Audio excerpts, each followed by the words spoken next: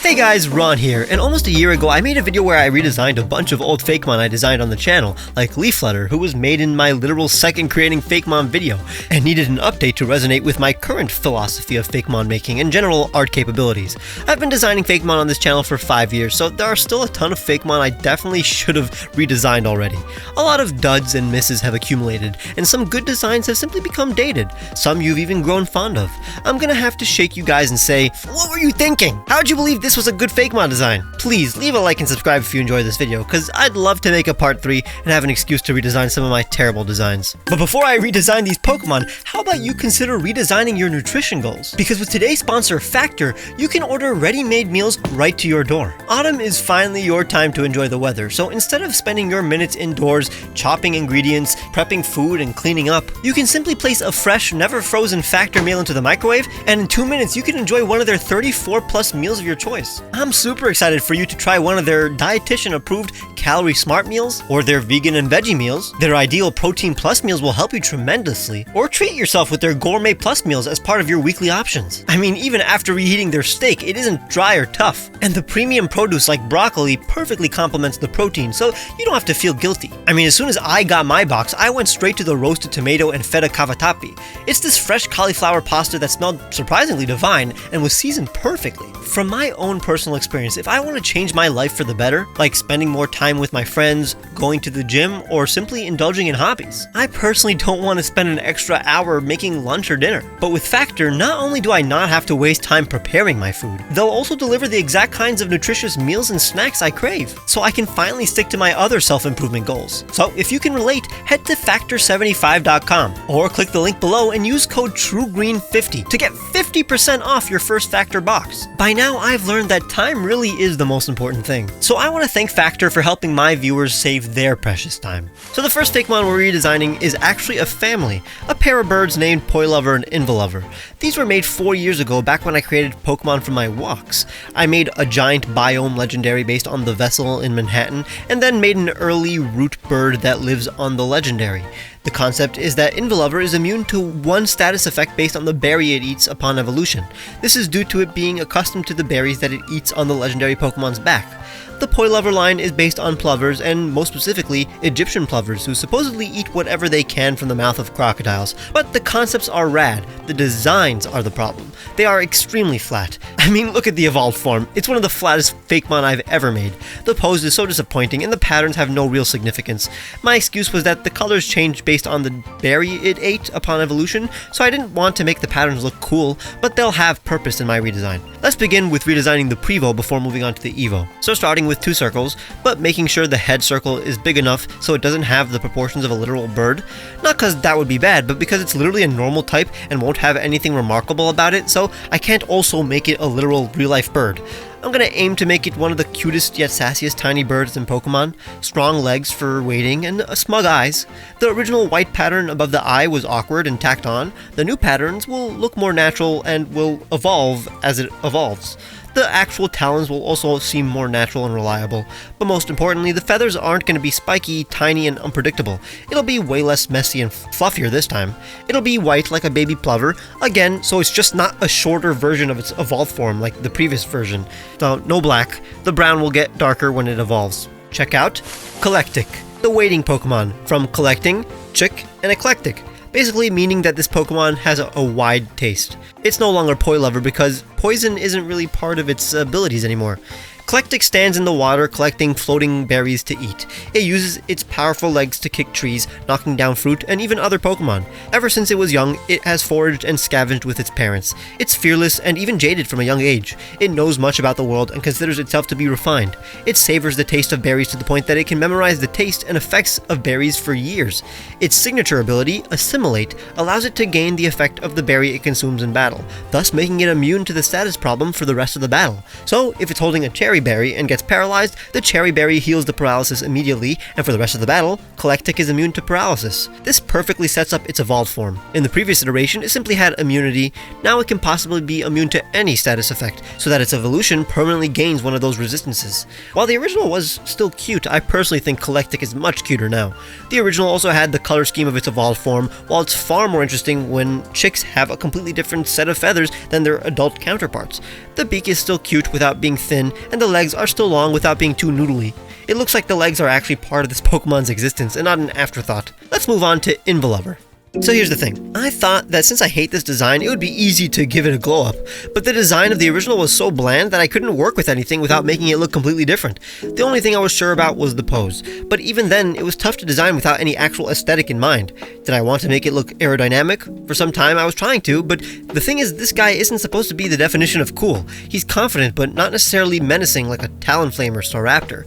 I'm adapting the existing patterns so that they make more sense. The original white stripe is now like a smug unibrow pattern, but I was so insecure that I added a bunch of details and dots to fill up space in what I thought was a boring design. But those will be gone in the final design, except for the pattern on the wing, which parallels the unibrow pattern. The idea is that it's such an unassuming bird, despite it being very confident and having a unique ability. I gave it colors that represent the main 3 of the 5 immunities it could potentially possess. At level 25, while holding a healing berry, Collectic evolves into Invulover, the invulnerable plover. Upon evolution, Collectic consumes its favorite berry, turning into Invulover. This Pokemon swiftly catches berries mid-air as they fall from trees. They have perfect wing-eye coordination and will stand in raging water as they funnel food directly into their beak. In battle, it twirls around gleefully. Its immunity to a certain condition makes it feel invulnerable. Due to its experience with countless status conditions, it acts as if it's immune to all of them. The dot on its wing is the only indication of which status condition it resists. Its ability, Inoculation, is based on whichever berry it held while evolving, so you can customize the ability of your Invulover. The orange dot on this particular guy indicates that it's immune to burns. Its hidden ability is Assimilate, just in case you don't want a permanent immunity. So if, for example, if it had a yellow dot, it has an immunity to paralysis, while a blue dot means it can't be frozen. Another secret tell is the color on its eyes. The shiny represents the status condition colors that weren't represented in this Pokemon's color scheme, like purple for poison or pink for sleep. I thought it was much better to have this single dot as an indicator of its ability, instead of its entire chest pattern changing, like in the original. That way it's not easily noticeable what its ability is in competitive battle. You have to pay attention to its wings when it spreads them to attack. And even then, with the shadow that its wings cast and the similar shades these colors come in, it won't be easy. The new version is definitely less flat, more likable in personality, and its patterns actually mean something, instead of being literal Egyptian plover patterns. It definitely feels like one of the regional birds this mon was designed to be. It was the one Fakemon I was embarrassed to include in my Asone Pokedex a while back, since it was outdated. Now it's making Papa proud. Now, a few videos ago, I redesigned the final fire starter Pokemon I made for my Asone region a few years ago. I was so happy with how version 2 of Oxynorate turned out that I decided to finally tackle my least favorite design of the 9 starter Fakemon I made. Smokalf was an obsolete design immediately after I made it. It was the Pokemon I spent the most time designing ever, and still turned out bad because I didn't know anything about starter Pokemon proportions, and honestly, making these 3 starters was the turning point. When I made these 3, I finally noticed a lot of my flaws and began to learn. I'm still learning, but I think it's finally time to redesign all 3. Smokalf has the proportions of a middle stage starter, is very featureless, boring colors, and has oddly human eyes. I'm gonna change all of that. So the number 1 fix are the proportions. It needs a way bigger head compared to its body in order to even be a viable unevolved starter Pokemon. Its face will be more delicate and baby. That's how to describe it. It's baby now. The ears will be much bigger and less of an afterthought now that they allude to flames. The hair on its head won't be separate and therefore look more natural. The snout will also have more of a flame shape. As a Highland cattle calf, it has to have a bit of a messy fur, at least on the neck. The legs are far less bulky. It's like a newborn calf now. The tail is permanently on fire. Extra details that carry over, but this time more in line with its evolved forms, which I didn't consider when I made the original Smokalf. The colors are the same, but a bit hotter and more contrast. The eyes will also pop out with some cyan. I didn't know what I was thinking with the original, giving it red eyes on a red body. I probably didn't think the original looked enough like a fire type, so I made its eyes red, while this time it's way more obviously fire type. Behold, Smokalf, the calf Pokemon. Smokalf is very modest and bashful. It doesn't like sticking out much, but will explicitly show disapproval when its demands aren't met. It is very diligent when it comes to practicing with its fire. Encouragement from those around it helps build its confidence. Smokalf are constantly looked after, and in ancient times they were cultivated to prepare them for proper evolution. Considering Smokalf were worshipped in the past, modern Smokalf still have a refined taste in food and will roast anything before eating it. It will use its tail as a flaming whip both in battle and to show disapproval. It has the abilities Blaze and Drought. Its original shiny was Crimson, but since my new Smokalf is already redder than the previous form, I decided to make the shiny a Golden Calf. Smokalf is intentionally a tall starter Pokemon to showcase how it views itself and evolves into a godlike Pokemon. That's why I didn't make its head to body ratio so big like all the other starters. While that was initially the problem with the original form, this one definitely has the right balance. But you never know, maybe in 3 years I'll shrink the body even more. All I know is that the values of the colors have more contrast and pop out instead of blending with each other. The silhouette is infinitely better. It doesn't have the proportions of a realistic animal while still looking more animalistic, since it doesn't have such an anthropomorphized face like the original Smokalf that's staring right at you. It even looks more like a fire type than the original. All in all, exactly what I've been wanting to see for years. It was fun implementing all that I've learned over the last few years in order to create it. I'm insanely happy. Now, even I thought Eleafant was perfect when I first designed it, but just like Smokalf, it has the proportions of a middle stage starter. In fact, its evolved form has a bigger head compared to its body, partially because I realized how to design Pokemon during the process of making this exact family. It'll have every feature, but the shape will be completely different. So this one is going to change less than Smokalf, but way more proportionally. Once again, big head, small body, it's just a rule of modern starters nowadays.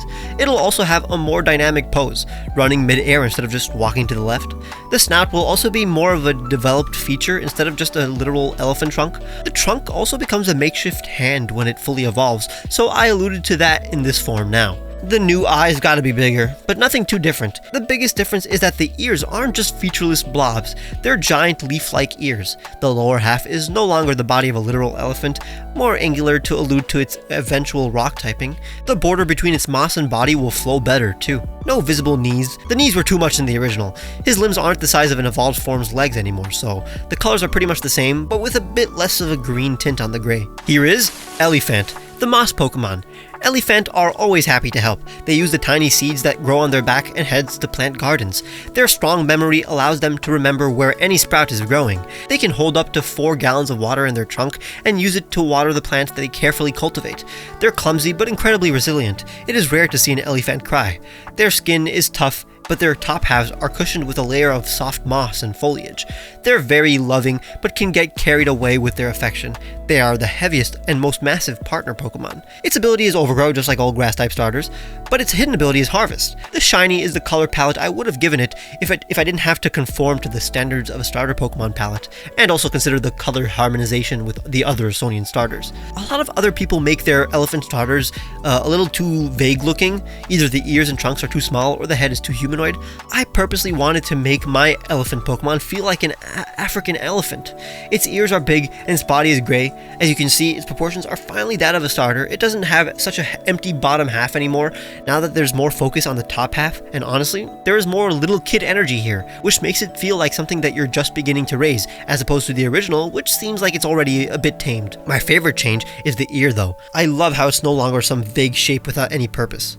Dolflow is the most popular of the three because it's simple and cute, but even Dolflow is too long for an unevolved partner Pokemon. Regardless, it'll be sick to re-render the cutie in my current style. So literally gonna be Dolflow, but smaller. These are the proportions a starter would usually have.